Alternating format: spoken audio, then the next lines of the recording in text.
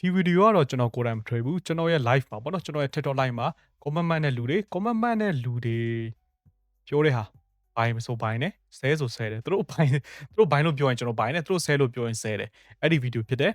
okay သူတို့တွေကျွန်တော်ကိုပတ်စံရှာပေးနိုင်ပါလားကျွန်တော်ရဲ့ viewer တွေပေါ့နော်ဒေါ်လာ30မို့ဒေါ်လာ$5နဲ့လည်းရတယ်ဒီလားဟုတ်တယ် bro တက်တော့မှာဆိုလို့ကျွန်တော်ဆွဲပြီနော်ယော့ brother အရန်ယုံလို့ကျွန်တော်ဆွဲပေးလိုက်ပြီ okay ဝေးတဲ့ okay ဝေးကျွန်တော် brother ကိုယုံလို့ကျွန်တော်နှစ်ချောင်းထည့်ပေးလိုက်တယ်နှစ်ချောင်းထည့်ပေးလိုက်ပြီနော်ဟုတ်တယ်တက်တော့မှာဘာလို့တက်ဒီမှာလေးဘိုင်းဆိုမှလာပေါ်နေတွေ့လားဘိုင်းနဲ့ဟုတ်တယ်တူတော့အော် okay 2DC 3လုံးပဲကြိုက်တယ်okay အဲ့ဆို brother ဒီရန်လုံးမယ်ကွာဒီရန်လုံးမယ် bro ကပြောလိုက်ကျွန်တော်ထည့်မယ်လို့ကျုပ်တယ် brother ကျွန်တော်9ချောင်းဗျာနော်9ချောင်းနှိပ်ခိုင်းမယ် bro okay အမနိုင်တော့ပြီ bro thank you ပါ bro brother bro ပြောတာ line နေလို့ခဏလေးကျွန်တော်ဇရာကွက်တော့ပြောင်းလိုက်မယ်ခဏလေးဇရာကွက်တော့ပြောင်းလိုက်မယ်ခဏနေမပြောသေးနဲ့ခဏနေဈေးကြမလို့ကျွန်တော်ဘယ်ဟာနှိပ်ရမှာလဲ brother ပြောလိုက် okay ဘယ်ဟာနှိပ်ရမှာလဲ okay ဒီဟာကောင်းတယ် bro TikTok ကနေ bro ပြောကျွန်တော်ကဒီမှာ buy and sell တဲ့လုပ်မယ်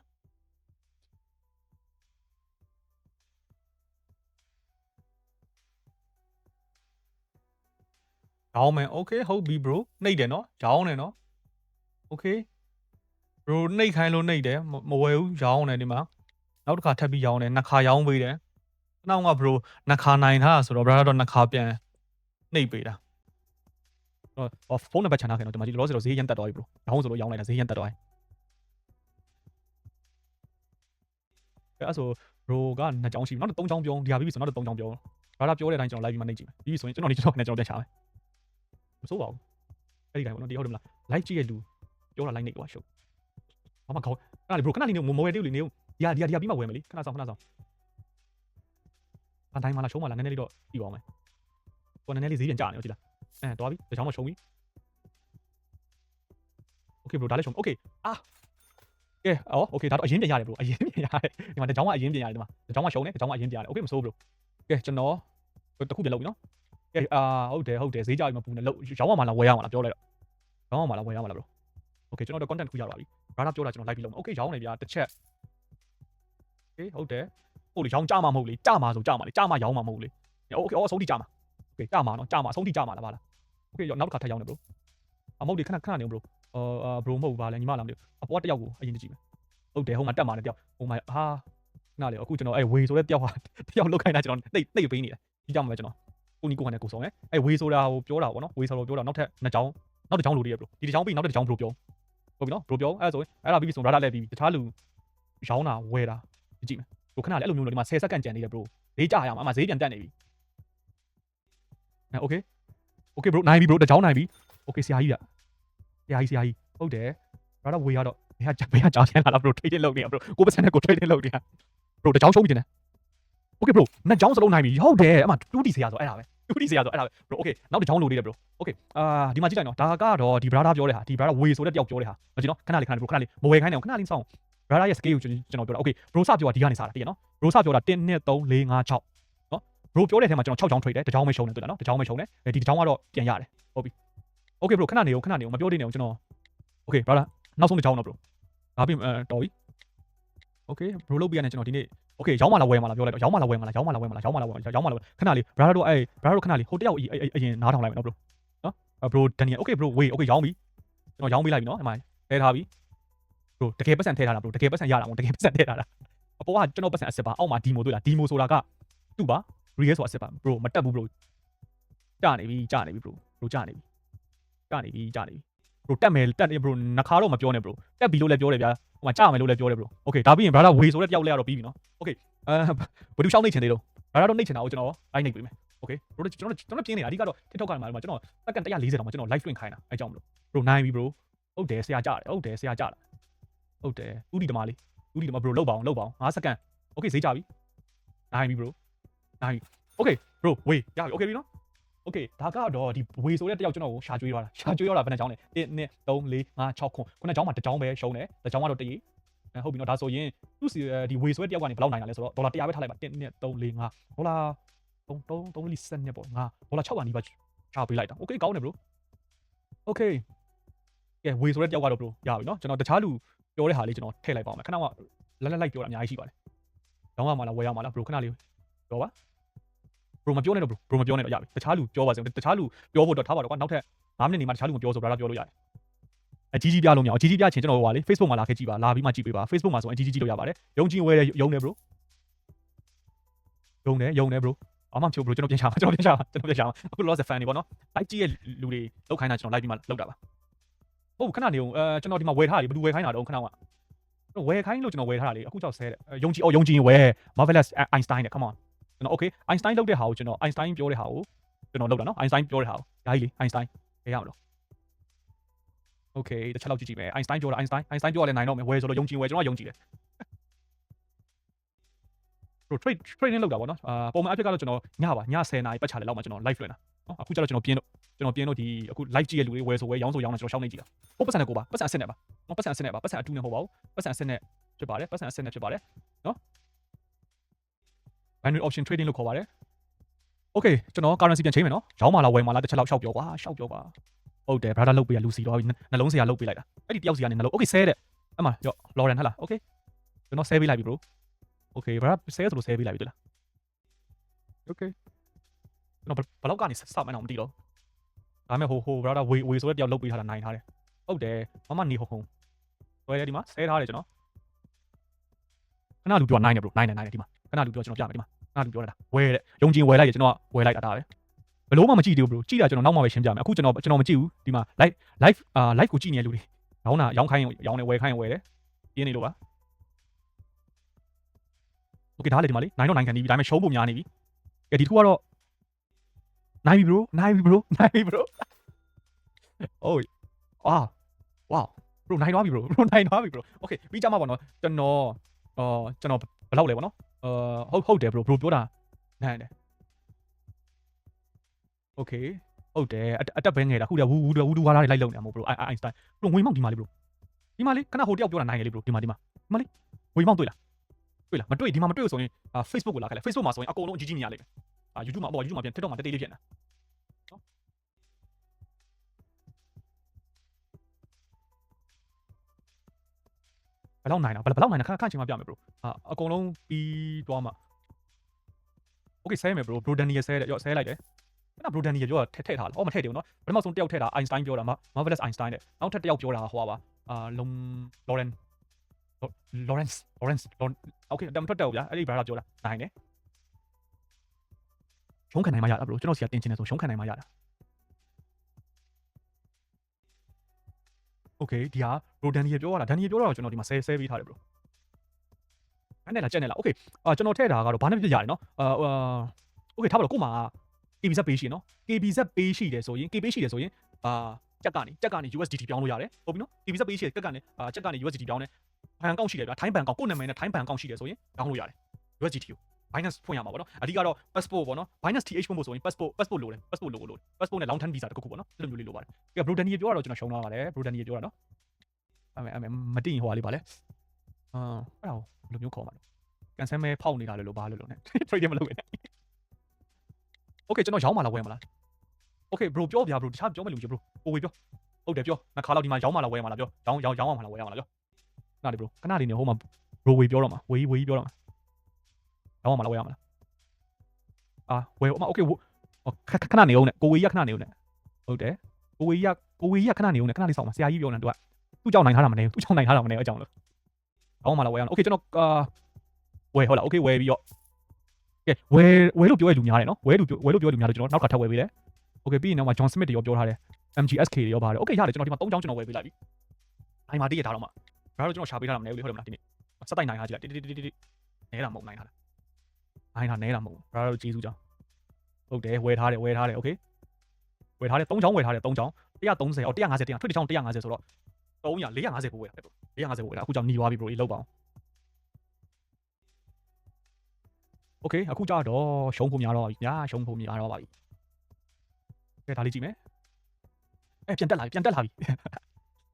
ပြီပြီးကနေတက်လာမှာတက်စမ်းမှာဘရိုခဏလေးမကြခိုင်းနဲ့ဟုတ်ဟာကြမှာဘာလာပြောဘာခွန်းโอเคโอเค3ချောင်းဆက်တိုက်ဟိုတက်မှာမဟုတ်ဘရိုရှုံးသွားပြီ3ချောင်းလုံးထည့်လိုက်တာ3ချောင်းရှုံးသွားပြီโอเคထပ်ပြီးမှပြောပါဦးထပ်ပြီးမှโอเคဒီမှာဒါလေးပြန်ပြမယ်တောင်းရမှာလားဝယ်ရမှာလားပြောနော်โอเคโอเคမပြောတော့ရတယ်ဘာမှမဖြစ်ဘူးဘရိုကျွန်တော်ပြန်ရှာမှာကိုယ့်ဘာကိုပြန်ရှာโอเคဒီမှာကြည့်ဒီနေ့ကဒီမှာလေ340တော့နိုင်ထားပါတည်း342ဒေါ်လာတော့နိုင်ထားသေးတယ်342ဒေါ်လာ320โอเคဟုတ်တယ်အရင်ပြန်ယူမယ်တစ်ချိန်တည်းဟုတ်တယ်ဘရိုလုံးစမ်းမှာခဏဘရာဒါစီကနေစရတယ်ဘရာဒါဒန်နီယယ်စလိုက်တာကျွန်တော်ရှုံးပြီโอเคဘရိုဘိုင်းပေးပါဘိုင်းနေကြရော့ဟုတ်တယ်ဘရိုပြောတာနိုင်နော်ခဏတော့တစ်ခါလဲနိုင်ပြီโอเคယုံကြည်လို့နှစ်ခါဘိုင်းလိုက်တယ်ရှုပ်တယ်โอเคဒီ trade တစ်ချောင်းလား trade တစ်ချောင်းကကျွန်တော်က maximum ကျွန်တော် level ရပါတော့ level ရကျွန်တော်အခု3000ထိတော့ထည့်လို့ရတယ်ဒါပေမဲ့တော့မထည့်ရဘူးဘရိုမထည့်ရင်3000ဆိုရင်ဘယ်လောက်ရှိတော့မလဲပမာငွေ300ကျော်350လောက်ရှိတော့ကျွန်တော်မထည့်ဘူးโอเคကျွန်တော်150ပဲထည့်မယ်ဒါဘာလို့လဲဆိုတော့ brother တို့ဝယ်ခိုင်းတာကျွန်တော် live ဝယ်နေတာဖြစ်တဲ့အတွက်ကြောင့်မလို့โอเคဒါကတော့ Lawrence ပြောတဲ့ဟာပေါ့နော်ဝယ်ထားတယ်တော့10တော့ဈေးကျနေတယ်โอเค bro Danny ကဘယ်ရောက်သွားပြီလဲမသိဘူးโอเคဆဲ bro တဲ့မှာဆဲတယ်ကွာရှုပ်တယ်ရောက်3ချိန်မှာဆဲပေးလိုက်တယ်ဘောမရှိဘူး bro တူတူနိုင်လာလား bro ဘောစီတော့မဟုတ်နိုင်အောင်လုပ်ထားတာကျွန်တော်ဟိုလေဒီနေ့က3ရက်မြောက်နေတယ်ကျွန်တော် live လွှင့်တာပေါ့နော် live လွှင့်တာ3ရက်မြောက်နေပါကျွန်တော်ဟိုဟာနဲ့ပဲ live လွှင့်ပြီးမှပဲပြပြတာလीနော်โอเคဟုတ်ပြီ bro တေချာကြည့်မယ်ဆိုရင်တခြားတော့မယ်နော်ခဏလေးနော် bro Danny ရဲ့bro Danny ရဲ့ခဏလောက်ကျွန်တော်ဟိုလေးသွားလိုက်မယ် currency pair လေးကျွန်တော်ချိန်လိုက်မယ်ဒီကတော့ကျွန်တော်တိတ်မကြိုက်တော့အကြောင်းလို့တိတ်မကြိုက်တော့ဆိုတော်တော်မငြင်းတဲ့ထဲမှာပါသွားတာဟိုကျွန်တော် wall ထဲကိုဝင်လိုက်ပြီတော့ထဲ wall ထဲဝင်လိုက်မယ် bio မှာကျွန်တော် link လေးချပေးထားတယ်အဲ့ဒီ link မှာလာခဲ့လိုက်ကျွန်တော်ဘယ်လိုမျိုးပေါ့နော် account ဖွင့်ဖို့ link တွေပါလေကျွန်တော်ပေးထားတယ်အဲ့ဒီ group ထဲမှာ Telegram channel ထဲမှာ okay နိုင်တယ် bro come on bro Lawrence come on bro နိုင်တယ် bro Lawrence ပြောလိုက်တာကတက်နိုင်လား3ချောင်းဆက်တိုက်ကြနိုင်တယ် bro ကဲbro Danny ရဲ့တေချာကြည့်မယ်ဆိုတော့ကြည့်တော့ okay ဒီကောင်နဲ့ကျွန်တော်တိတ်မကြိုက်ဘူးနည်းလွယ်တဲ့ဟာလေ okay ဒီမှာ bro Danny ရဲ့ကျွန်တော်ဒီမှာပြပြီတောင်းရမှာလားဝယ်ရမှာလားပြောနော် bro ကျွန်တော်ရဲ့ account ထဲကိုလာခဲ့နော် bro ကျွန်တော်ရဲ့ဒီအဲ့ဒါဘယ်လိုခေါ်မလဲ bio ပါလား TikTok ကကျွန်တော်နည်းနည်း okay ဘိုင်းနဲ့ bro Danny ပြောလို့ဘိုင်းနဲ့1 2 3ခေါက်ဝယ်ပေးမှာ bro ဘာလို့ဆိုတော့ bro ခဏကြာသွားပြီ bro ဟာ bro ကြာသွားပြီ bro Danny ရဲ့ဟိုဖြစ်ပြီပါလေဘယ်လိုပြောမလဲရှုံးပေးလို့ရပြီ bro နှစ်ခါပြောတယ်နှစ်ခါစလုံးမားပြီဆိုတော့ဟုတ်တယ်ဘိုင်းကို bro ပြန်တက်သွားပြီ share ပဲပြန်တက်သွားပြီဟုတ်တယ်ကျွန်တော်ဘိုင်းကိုပေါ့နော်ကျွန်တော်ရဲ့ TikTok account ထဲကိုဝင်လိုက်ကွာဝင်လိုက်ပြီဆိုရင်ဘိုင်းအိုမှာစာလေးရေးထားတယ်အဲ့ဒီဟာလေးကိုနှိပ်လိုက်တယ်ဆိုရင်ကျွန်တော် Telegram channel လေးရှိတယ်အဲ့မှာဆိုရင်ကျွန်တော် Facebook မှာ live လို့လည်းတွားကြည့်လို့ရတယ်account ဘယ်လိုမျိုးဖွင့်ရလဲဆိုတာလေးရောရှိတယ် account ဖွင့်ဖို့ link တွေရောကျွန်တော်ဟုတ်တယ် bro ပွဲမပြီးသေးဘူးနိုင်ပြီ bro okay မကြေပွဲနွဲတာ share ပဲဟုတ်တယ်နော်ကြေပွဲနွဲ share online ကနေဗါလဲ online ကနေဈေးရောင်းနေတော့မျိုးဘာယူမှလဲဘိုင်းမှလားဆဲမှလားလုပ်နေနိုင်လားဒီမှာတူbro ကျွန်တော်ဝယ်လာရောင်းတာကျွန်တော်အခုမလုပ်ဘူး bro ဒါကတော့ဒီမှာလေ live လွှင့်နေတဲ့လူတွေလောက်တာကျွန်တော်လုပ်တာမဟုတ်ဘူးအခုကျွန်တော်ကဒီတိုင်းလေးပဲဟုတ်တယ်အနိုင်ပြန်ပွင့်သွားပြီ bro ဒီမှာစိမ့်နဲ့ဆိုပြနေပြီကျွန်တော်ဘယ်လောက်နဲ့စလိုက်တော့ကျွန်တော်မသိတော့ bro မနေ့က live မှာပြန်ကြည့်မယ်ဆိုတော့ပြီးတော့တယ်ခဏတော့ကျွန်တော်ပတ်စံဘယ်လောက်လဲပေါ့နော်ကျွန်တော်ပတ်စံဘယ်လောက်လဲဆိုတော့ကျွန်တော်ပြန်ကြည့်မယ်မနေ့ကကျွန်တော်ပတ်စံဘယ်လောက်နဲ့လဲဟော11844 11844 okay အခု11844ကျွန်တော်စီမှာ original ဒီနေ့အဆောင်ငွေက11844အနှုတ်အခုဘယ်လောက်လဲ12264 wow 420ခိုင်နေ bro ဒီဟာ trade တာ$1နဲ့ထည့်လို့ရတယ် bro ဒီမှာ$1တွေ့လား bro ကျွန်တော်တင်နှန်းဖွင့်တာတော့ရှိတယ် bro ဒါပေမဲ့ကျွန်တော်အဓိက target ထားတာတည်းမလားဟိုကလေနိုင်ငံခြားသားတွေနဲ့အဲ့လိုမျိုးတခြားနိုင်ငံသားပေါ့နော်တခြားနိုင်ငံသားကိုကျွန်တော်ဟုတ်တယ် brother ပြန်ယူတယ်တခြားနိုင်ငံသားကိုကျွန်တော်တင်တာများတာပါဒါပေမဲ့ဒီအခုပေါ့နော်အခုဟိုပါပေါ့နော်ဘာလဲဆိုတော့မြန်မာနိုင်ငံသားတွေတော့ပါကျွန်တော်ဗီဒီယိုပေါ့နော်ဗီဒီယိုရောင်းစားတဲ့ group ကျွန်တော်ပုံနေဗီဒီယိုရောင်းစားတဲ့ group ရှိတယ်မယ်ဒါပေမဲ့ကျွန်တော်မပြောတော့ရှိမှာလို့ပဲကျွန်တော်ပြောမှာအဲ့လိုမျိုး okay ကျွန်တော်ရဲ့ Facebook account ကရှိရလေကျွန်တော်ရဲ့ okay ဒါပြီးရင်ဆဲခဏလေး bro okay ဆဲပြီ bro ရော okay ဒီတခုဆဲလိုက်ပြီနော် bro Danny ရပြောနော်ဟုတ်တယ်bro Binance TH မှာဘာမှတော့လုပ်လို့မရဘူးလေလားများတော့အဖြစ်ပြောတာပါအဓိက Binance TH ကထိုင်းဆိုရနဲ့ချိတ်သွားတာဖြစ်တာချိတ်သွားတော့ဖြစ်တော့လွတ်ပိုင်ခွင့်နေမရှိတော့အဲ့လိုမျိုးဖြစ်သွားတာရှင်းလေးပဲပြောဆိုကျွန်တော်ဗီဒီယိုရောင်းစားတဲ့ group ရှိမှမရှိဘူးဟုတ်တယ်ကျွန်တော်ကိုယ်တိုင်လည်းမရှင်းဘူးလေမရှင်းဘူးဆိုကျွန်တော်လုတ်ချင်တယ်လုတ်တယ်လုတ်ချင်တယ်မလုတ်ဘူးပြင်းရင်လုတ်မယ်ကွာအဲ့လိုပါအဲ့ဒါတော့ကြောင်းလို့ပါခုလည်းကျွန်တော်ပြင်းလို့လေ bro တို့ဘိုင်ဆဲလုတ်တာကျွန်တော်လာပြီးနှိပ်နေကျွန်တော်ရဲ့ Facebook account မှာရှိရလေကျွန်တော်ပြောတယ်ကျွန်တော်ရဲ့ wall ထဲကိုဝင်လိုက် bio မှာပေးထားတယ်အဲ့ဒီ bio မှာသွားခလုတ်လေးသွားနှိပ်လိုက်ကွာနှိပ်ပြီဆိုရင် Telegram channel ထဲကိုရောက်သွားပြီ okay Telegram channel ထဲမှာဆိုရင်ကျွန်တော်ရဲ့ Facebook account link ကိုကျွန်တော်ပေးထားတယ်အဲ့ကနေလည်း live သွားကြည့်လို့ရတယ်အခုလည်းအဲ့ဒီမှာလုတ်ထားတယ်ခဏကတော့ profit ကခဏက420ရပြီ bro နောက် profit က420ရတော့အခု150ပြန်ရှုံးသွားတယ်150ပြန်ရှုံးသွားတော့420ကနေ150နှုတ်ကြည့်420အနှုတ်150ဆိုတော့ဒီနေ့ profit က290ပဲရှိအောင် okay ခဏလေး bro ခဏလေးမရောင်းသေးဘူးကျွန်တော်တခြားကျွန်တော်ဖယ်ပေးမယ်နော် okay ဒီမှာ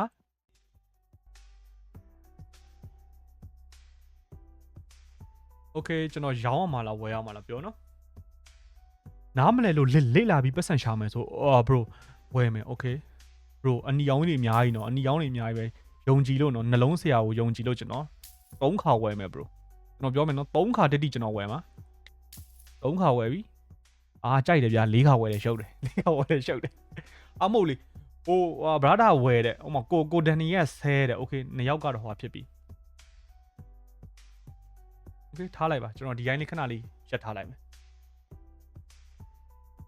အဓိကပြဿနာဘာရှိလဲပေါ့နော်ဒါတွေကို online အနေနဲ့လေ့လာလို့ရတယ်ဒီလား online အနေနဲ့အဲ့လိုမျိုးလေ့လာလိုက်တာက easy ပဲဒါပေမဲ့ online အနေလေ့လာတယ်ဆိုရင် तू ပေးဆက်ရတာတွေရှိတယ်အချိန် investment ဆိုရင်ဥမာ investment နဲ့ trading ဆိုရင်ဆုံးရှုံးခံနိုင်လားဆုံးရှုံးမခံနိုင်ဘူးဆိုရင် investment လုပ်ဆုံးရှုံးခံနိုင်တယ်ဆိုရင် trading လုပ်ဒါပဲ bro trading လုပ်တယ်ဆိုရင်ရှုံးမှာ investment လုပ်တယ်ဆိုရင် risk အဲ့လောက်ထိမရှိဘူး risk ကတော့ရှိတယ်အဲ့လောက်မရှိဘူးเนาะအဲ့လောက်မရှိလို့ပဲကျွန်တော်ပြောလို့ရတာအဲ့ဒါ okay ကျွန်တော်ရှုံးပြီbro နှလုံးဆရာရဲ့အရေးသွေးကြလာပြီကဲကျွန်တော်ဘာလို့နဲ့12200ဆိုကျွန်တော်ရှုံးတာတော်တော်ပြန်များလာပြီတဲ့ trading ကတော့ဘေးဟွာဖြစ်တာပြန်မှာပေါ့ကဲနည်းနည်းလေး last one လေးပြလုံး bro ဝေးစက်တိုက်ရှုံးနေပြီကျွန်တော်4ချောင်းထည့်လိုက်1 2 3 4 5ချောင်းထည့်လိုက်တာအော် bro ကျွန်တော်ကန်ကောင်းလာကြည့်လိုက်$ပဲထည့်ရအောင်$ပဲဖြစ်သွားတာ150မဟုတ်150ထည့်မယ် bro okay ကျွန်တော်150ထည့်ပြီနော်ကဲဘာလုပ်မလဲရောင်းမလားဝယ်မလားဒီမှာတခုဘုံဆွဲပြပြီတစ်ထောက်ကလူတွေအတွက် bro online နေပတ်စံရှာမရဘူး bro online ရှာမယ်ဆိုရှုံးမှာ bro အဓိကကျွန်တော် let's ပိတ်ပြီဗျာ okay ပါဝယ်တယ်နော် okay ဝယ်တဲ့လူအဲ့မှာဝယ်တဲ့လူ4ယောက်လောက်ဟိုတယောက်ကကြာမှာတဲ့ဝယ်တော့ရပြီ okay ဝယ်လို့ပြောရလူများတယ်ဗျာကျွန်တော်များလေးဝယ်ပေးလိုက်ပြီနော်ဝယ်ပြီ okay major ပိန်းဆိုတဲ့ဟာတော့ဒီမလား9ယောက်တယောက်ပေါ့9ယောက်တယောက်ဝယ်ထားတယ် bro ဝယ်ထားတယ် bro ကျွန်တော်ရှုံးရင်ဖုန်းနံပါတ်လေးတွေထားခဲ့နော်ကျွန်တော်ဆက်ပြီးမှပြန်ပြီးတောက်အောင်ပါပေါ့နော် bro ဒီမှာနာမည်ကျွန်တော်ပြောတယ် bro ကျွန်တော် link ထဲကိုသွားလိုက်ကျွန်တော်အကုန်လုံးပြောထားတယ်အကုန်လုံးပြောထားတယ် bro အကုန်ကျွန်တော် wall ထဲဝင်လိုက်ကွာ bro တိချင်တာအကုန်လုံးရှိတယ်ဒါ trading view မဟုတ် binary option trading လို့ခေါ်တယ် trading အမျိုးအစားပေါ့နော် forex တွေ future တွေမဟုတ်ဘူး okay နိုင်ပြီကျွန်တော်ဘိုင်လိုက်တာနိုင်ပြီ bro ဘိုင်လိုက်တာနိုင်ပြီ bro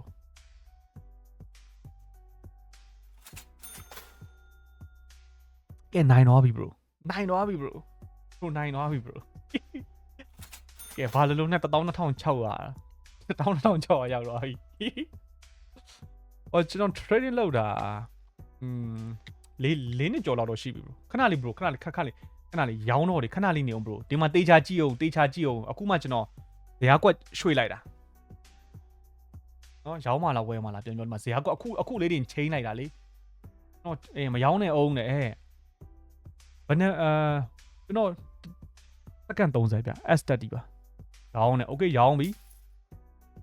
ဟုတ်တယ်ဖြည်းရောင်းနဲ့ရောင်းပြီရောင်းထားတယ် bro ရောင်းထားတယ်ကျွန်တော်ယုံရင်ရောင်းလိုက်ဟဲ့လားယုံလို့ထပ်ပြီးရောင်းတယ်ကွာနှစ်ခါရောင်းတယ်ကွာဟုတ်ပြီလားရောင်းလိုက်တယ်နှစ်ခါရောင်းထားတယ်ခဏက3ခါလားမသိနိုင်ထားရဲဆိုတော့နှစ်ခါလောက်ထပ်ရောင်းလိုက်မယ်ကျုပ်ပါတယ်ဗျ3ခါထပ်ရောင်း4ခါရောင်းပြီရှုပ်တယ်4ခါရောင်းပြီကွာဟုတ်တယ်မလားနိုင်ထားဆိုတော့ကိစ္စမရှိပါရှုံးတော့လေဒီမိုအကောင့်မဟုတ်ဘူး bro ဒီမှာကျွန်တော်ပြမယ်နော်ကျွန်တော်ဒီမှာကြည့်နော်ဒီမှာအောက်မှာဒီမိုအကောင့်ပါ bro အောင်ဖြိုးဦးဒီမှာအောက်မှာဒီမိုနော်အောက်မှာဒီမိုဒီမှာအပေါ်မှာ live account ပါနော် live account နဲ့ trader ပါကျွန်တော်အမြဲတမ်းကျွန်တော် live account နဲ့ပဲသွားတာပါနော် live ကောင်းနေပဲ trade တာဟုတ်ဒါတော့ bro ကျွန်တော်ပြင်းနေလို့သွားတာပြီးပြီဆိုရင်ကျွန်တော်ကိုယ့်ဘာကိုပြန်ရှာမှာကိုယ့်ဘာကိုပြန်ရှာမှာနိုင်ပြီ bro ဘယ်ဟုတ်မလဲဒီမှာကြည့်လိုက်လေကျွန်တော်အခု live စတာမိနစ်30ပဲရှိတယ်ကြည့်လိုက်ဒါတွေက live ကြည့်နေတဲ့လူတွေရှာပေးထားတာကျွန်တော်ရှာတာမဟုတ်ဘူးဒီမှာလေအပေါ်မှာတွေ့လား bro အမောင်းကဒီမှာလေအမောင်းကဒီမှာ bro အားမကြနဲ့ bro ရှုံးထားတာမနေဘူးဘယ်လိုပြောမလဲအရှုံးကနေတင်ယူထားတာလေbro ယောက်ျားချင်းတော့ဝမ်းပေးလို့မရဘူး bro ဒါမှမကြိုက်တာလုံးလို့မရဘူးကဲ bro bro 13000ရောက်သွားပြီ okay ဒီနေ့နိုင်တာဘယ်လောက်လဲအခုချက်ချင်းတော့ပတ်စံတန်းကြည့်လို့မရဘူးအခု900ကျော်ဘာလို့အခုလေးတင်ပြီးသွားတဲ့ဟာကြတော့ဟွာမရတာဗောနော်ကျွန်တော်ခဏကြာရင်ဘယ်လောက်နိုင်လဲဆိုတာပေါ်တော့မယ်အကုန်ရတာအကုန်နိုင်တော့တာ fan တွေရှာပေးနေရ bro live ကြည့်ရလူတွေရှာပေးနေရကျွန်တော်ဘာမှတော့သုံးစရာမလိုတွေ့လားဟုတ်တယ်တကယ်ကြဒါမျိုး trade ရမှာနော် okay ဒီမှာရောင်းမလားဝယ်မလားလောက်ပါအောင်ရောင်းမလားဝယ်မလားကျွန်တော်ပြန်နှိပ်မယ်နော်ဝယ်ပြီတယောက်ဝယ်လို့ပြောတယ်bro okay တယောက်ကဝယ်တယောက်ကရောင်းတယ်ကျွန်တော်မလုပ်တတ်တော့ okay ဘိုင်းရောင်းတယ်ခဏလေးအဲ့ဒါဆိုရင်မားကုန်ခဏလေးဒီမှာတခြားတစ်ကွက်ပြန်ပြမယ်ခဏလေးနေတော်ပြီပေးမှာ bro ပေးမှာပေးမှာဆိုတာဟိုပါပေါ့ကျွန်တော်ရဲ့ဟိုလေ Telegram channel ထဲကိုဝင်လိုက်ကြည့်ကျွန်တော်အဲ့လိုမျိုး giveaway ပေးဖို့ရှိတယ်ဒါတော့အကောင့်ရှိရင်ပေါ့အကောင့်ရှိရင်တော့ကျွန်တော် giveaway ပေးဖို့ရှိတယ်တကယ်ရှိတယ်နောက်ပိုင်းကြာရင်ဘယ်နေ့ပေးမလဲဆိုတာ okay ဒီမှာကြည့်တော့နော်တော့ကွာပြောချင်တဲ့လူပြောကွာဒီမှာရောင်းမလားဝယ်မလားတူချာမဟုတ် bro ဒီကောင်က binary option trading လို့ခေါ်တယ်ရောင်းမလားဝယ်မလားရောင်းတယ် okay ရောင်းတယ် bro ရောင်းတယ် bro ဝယ် okay ယုံတယ်ကွာတယောက်ကိုယုံရင်တယောက်ကိုလှုပ်လိုက်တယ်တယောက်ကိုအောက်ကြတယ်ဟုတ်တယ်လူကိုခင်ငွေစကားမပြောနဲ့ဆိုတော့အဲ့မှာတွေ့လားအဲ့နှလုံးဆရာမှန်တယ်ကဲရောင်းလို့ပြောတဲ့ဟာမဟုတ်ဝယ်လို့ပြောတဲ့လူတယောက်ရှိရနော်ကျွန်တော်ဝယ်ပေးထားတယ်အော်အဟောင်းတယ် okay အဟောင်းကျွန်တော်ဝယ်ပေးထားတယ် bro အဲ့မှာဒီမှာတကြောင်ဝယ်ထားတာမှရှိလိုက်ဒီမှာတွေ့လားဘာတော့ဘိုင်ပေးထားတာနော်ဘိုင်ပေးထားတာခဏက share ရှာပေးထားလို့ဘိုင်ပေးထားတာတွေ့လားဘိုင်ပေးထားတယ် IQ option မဟုတ်ပါဘူး pocket option မှာ binary option trading လို့ခေါ်ပါတယ် trading မျိုးစားထဲမှာ binary option trading forex trading future trading option trading အဲ့ထဲမှာ binary option trading မှာ binary option trading ကတော့ဈေးရောက်နေတာပါ binary option trading ကဗျာrisk များတယ် bro risk များတယ်ဘွဲ့မရပါဘူး bro မြန်မာနိုင်ငံဘွဲ့ဘာမှသုံးစားမရပါဘူးဘွဲ့သုံးစားမရပါဘူး bro ကျွန်တော်ပေးမှာလို့ကျွန်တော်ပြောတယ်ပေးမှာလို့ကျွန်တော်ပြောတယ်ကျွန်တော်အကောင့်ထဲဝင်လိုက်ကျွန်တော်ရဲ့ TikTok အကောင့်ထဲဝင်လိုက်ကွာဝင်လိုက်ဟုတ်ပြီလား TikTok အကောင့်ထဲဝင်လိုက်ဝင်ပြီးပြီဆိုရင်ဘက်ကူလာလေကွာဘိုင်ယိုနှိပ်လိုက်ဘိုင်ယိုမှာလင့်ရှိတယ်လင့်ပြီးပြီဆိုရင်ကျွန်တော်ပေးရလင့်တဲ့အကောင့်နဲ့ဖွင့်လိုက်ကွာဖွင့်လိုက်ပြီဆိုရင် okay ကျွန်တော်တခုပြောမယ်နော်ဖွင့်လိုက်ပြီဆိုရင်ကျွန်တော်ကိုကုတ်နံပါတ်လာပြီးပြောလိုက်ကျွန်တော်ရဲ့ Telegram ကိုလည်းနော် Telegram ကိုလည်းဒီမှာလေဒီအပေါ်မှာထင်တယ်ကျွန်တော်ပြထားတယ် bro ဒီမှာအပေါ်မှာTelegram အကောင့်လာပြီးမှပြောလို့ရတယ် bro ကျွန်တော်အကောင့်နဲ့ဖွင့်လိုက်ကျွန်တော်ဒီနှစ်ကုန်လောက်ကြာကျွန်တော် giveaway ပေးဖို့ရှိတယ် bro okay pocket option ထဲဝင်ကြည့်တော့ bro အခုကဈေးကွက်နဲ့မတူ okay မတူဘူး bro တူတာရှိတယ် pocket brother တို့ကဒီဟွာဖြစ်နေလို့TikTok မှာဆိုတော့အကုန်လုံးမမြင်ရလို့ဒါက OTC market okay ဒါဆိုအပြင် market အပြင် market ဆိုရင်တူပြီ AUD CHF ဟုတ်တယ်အဲ့ဒါက bro ကကျွန်တော်ထင်တယ် bro အဲ့လောက်ထိဟွာပေါ့နော်တိတ်မတိတယ်လို့ဖြစ်မှာ market မှာဆိုရင် OTC ရှိတယ် Yo-Yo market ရှိတယ် Yo-Yo market ဆိုအပြင် market ပေါ့နော်ကျွန်တော်တခုရှင်းအောင်ပြောရမယ်ဆိုရင်ဥမာထားပါတော့ကွာအခုဆိုရင်ဗမာဒေါ်လာနဲ့မြန်မာငွေဈေးကအပြင်မှာဆိုရင်တစ်ဈေးကွာတဘောပေါက်လားအပြင်မှာဝယ်ရတယ်ဆိုတစ်ဈေးကပြီးရင်စကားစသတ်မှတ်ထားတဲ့ဈေးကတစ်ဈေးကွာတဘောပေါက်လားဘိုးဘန်ကနေသတ်မှတ်ထားတာတစ်ဈေးကွာဘိုးဘန်နဲ့သတ်မှတ်ထားတာဒေါ်လာမှ3000ကျော်ပါရင်အပြင်မှာပေါက်တော့ 4-5,000 လေအဲ့လိုမျိုးအပြင်ပေါက်ဈေးနဲ့တကယ်ပေါက်တဲ့ဈေးပေါ့နော် okay bro အကောင့်ဖွင့်တာအဲ့လို error တွေဘာတွေဖြစ်တယ်ဆိုရင်ကျွန်တော်ကိုလာပြီးမှပြောလေ bro နော်ကျွန်တော်လာ line မှာပြောပါကျွန်တော် ကျွန်တော်အားတယ်ဆိုရင်ကျွန်တော်အားတယ်နဲ့ညီတယ်ဆိုရင်ကျွန်တော် screen share ပြီးမှ brother ကိုကျွန်တော်ဘယ်လိုမျိုးလောက်ရတာလဲဆိုတော့ဒါပဲ okay Telegram နဲ့ရောက်သွားပြီဆိုရင်လေအဲ့မှာလေကျွန်တော်လာပြီးမှ KYC တင်ဖို့အတွက်လိုတယ် bro KYC တင်ဖို့အတွက်လိုတယ်တကယ်လိုတယ်နော်တကယ်ကိုလိုတယ် bro တကယ်လိုတယ်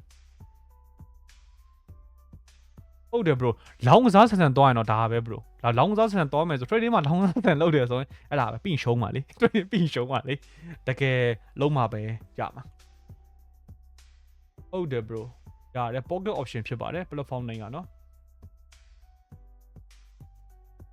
okay ဒီလောက်ဆိုရင်ကျွန်တော်ဘယ်လောက်နိုင်လဲဆိုတော့ကျွန်တော်bro ပြလို့မရဒီဘက်ကနေပြမယ်နော်